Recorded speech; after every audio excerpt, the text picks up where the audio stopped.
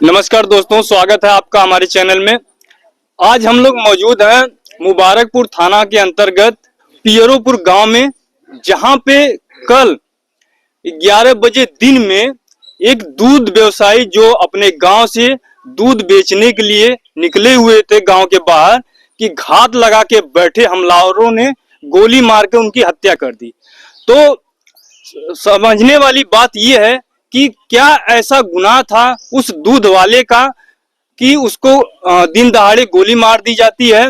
और गांव वालों से हमने पता किया तो बताया जा रहा है कि दूध वाला बहुत ही सीधे साधे व्यक्ति थे और अपने व्यवसाय से, अपने काम से ही मतलब रखते थे।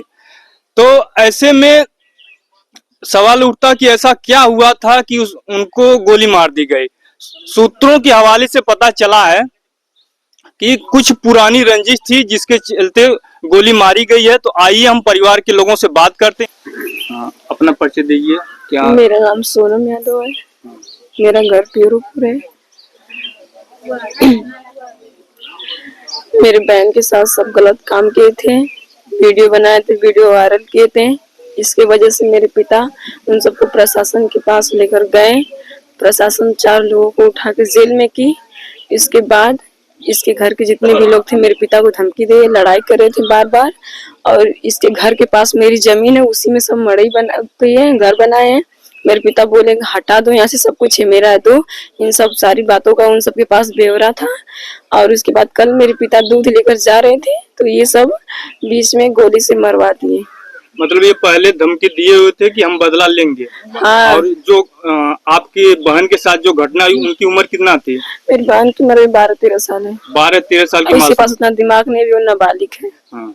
और मुझे प्रशासन से न्याय चाहिए। अगर मुझे प्रशासन न्याय नहीं देगा तो मैं मुख्यमंत्री के पास जाऊंगी, क्योंकि मेरे घर अब कोई है नहीं। मेरे भाई बहन छोटे हैं और मेरे पास कुछ है भी नहीं। मेरे पिता थे कि दूध बेचते थे, वही हम लोगों को जिलाते खिलाते थे। अब मेरे पिता चले गए, अब हम लोग का कोई है नहीं। ये मैं आपसे निवेदन करूंगी कि प्रशासन मुझे न्याय दे, या चाहे मैं मुख्यमंत्री के पास जाऊंगी अपनी गुहार लगाने के लिए। पहले जो घटना के आरोपी हैं वो जेल में है अभी? हाँ, जो मेरे बहन के साथ घटना हुई थी वो आरोपी जेल में है। और उसके बाद ये सब मेरे पिता के साथ मारपीट भी किए थे। और ये नहीं मतलब कंफर्म था कि ये गोली से मार देंगे, नहीं। फिर मेरे पिता अकेले दूध लेके जा रहे थे, ये सब वहाँ पे गोली मार दी है। और मैं यही निवेदन करूंगी कि मैं अपने पिता की बॉडी उसके घर के पास रखूंगी और उसका दोनों घर गिनना चाहिए, उसके सारी सब कुछ, उन सबको इनकाउंटर होना चाहिए या फांसी की सजा होनी चाहिए। जो मेरे पिता तो वापिस आएंगे नहीं, लेकिन उन सबको जीने का कोई हक नहीं है। या इनकाउंटर कीजिए या फिर फांसी कीजिए, जितने लोग मेरे पिता को मारे बस। अगर प्रशासन नहीं करेगा तो मुख्यमंत्री के पास में जाऊंगी करेंगे, क्योंकि ये सब बार बार घर में भी हल्के, इसके पहले लड़ाई घर में सब हल जाते थे लड़ाई करने के लिए। और बार बार हम लोग उन सबको समझा, लेकिन नहीं। आज मेरे पिता को सब मार दिए, हम लोग का कोई है नहीं, सब कुछ मेरा खत्म हो चुका। आप आइए थोड़ा सी इधर। ये आप उनके पतिराज के पुत्र हैं? जी, पतिराज के पुत्र जी, इनसे बात करेंगे। क्या आपको इस घटना का आभास पहले से था कि ऐसा ये लोग कर सकते हैं? सर धमकी दे, लेकिन ऐसा हमको खता नहीं कि कभी कर देंगे लोग, गोली मार देंगे। ये पुरानी रंजिश है और जो बहन के साथ आपके गलत किए हैं उसको लेकर इस घटना को अंजाम दिए? जी सर।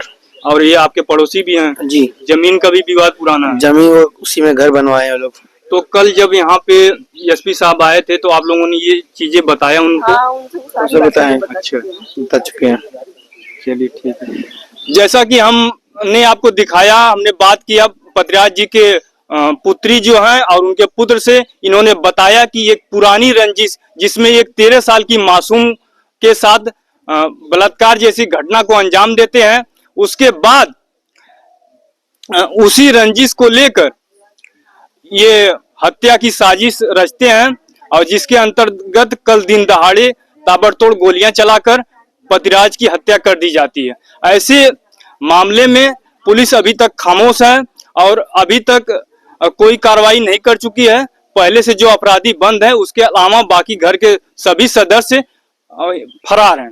ऐसे में देखने वाली बात होगी कि पुलिस इन पे क्या कार्रवाई करती है। परिवारजनों का मांग है कि उन पे सख्त कार्रवाई हो, बुलडोजर की कार्रवाई हो।